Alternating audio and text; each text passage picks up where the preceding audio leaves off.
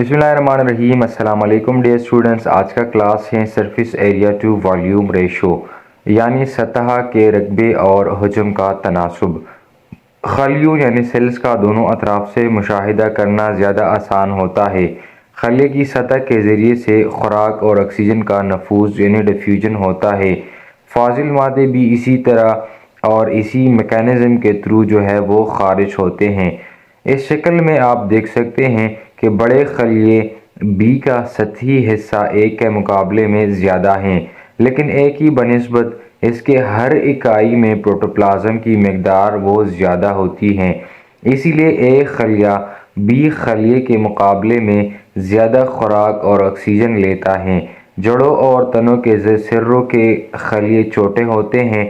जैसे जैसे खलियों की नशोनुमा होती है, मेटाबॉलिक रेट कम होता जाता है। जब इनका साइज़ एक ख़ास हद तक बढ़ जाता है तो उनकी नशोनुमा भी रुक जाती है।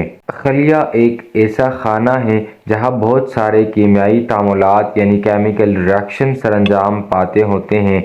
जैसे जैसे खलिए का हजम बढ़ता जाता है, तामुलात भी ज़्यादा होते जाते हैं। मिसाल के तौर पर जितना ज़्यादा हजम होगा इतने ही ज़्यादा केमिकल रिएक्शंस होंगे।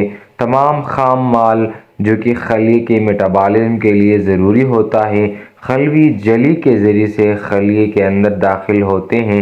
जितना ज़्यादा सतह का रकबा होगा इतना ज़्यादा मवाद खलिए के अंदर दाखिल होंगे। एक इकाई हजम की सतह खलिए की जिसामत के साथ साथ तब्दील होती है। जैसे जैसे खलिए की नशोनुमा यानी बढ़ोतरी होती है, इसका सतही रकबा यानी सरफेस एरिया कम होता जाता है।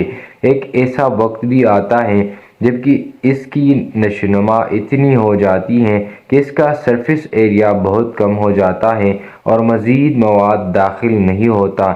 ऐसी सूरत हाल में खलिए की नशोनुमा वो रुक जाती है।